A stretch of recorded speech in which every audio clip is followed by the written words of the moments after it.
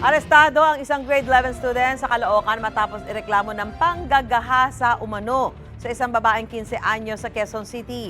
Ang paliwanag niya sa unang balita ni James Agustin. Kumakain pa sa isang fast food restaurant sa Caloocan ng 19 anyos na grade 11 student nang silbihan siya ng warrant of arrest sa mga operatiba ng Anonas Police Station.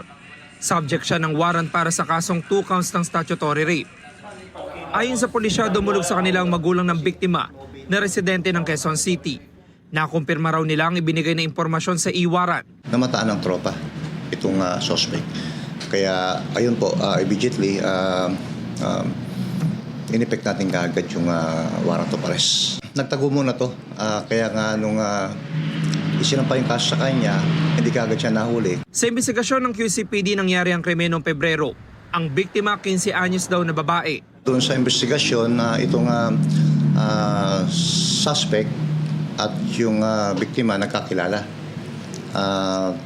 Bandang February at kasalukuyan nun, may pagkakataon na hindi umuwi ang biktima. At nung nagkataon na nakauwi ng biktima, agad-agad nagsumbong ito sa magulang niya. At yun nga, sinumbong na may nangyari, nagalaw siya ng 2 beses. Nakakulong na ang suspect sa Anonas Police Station.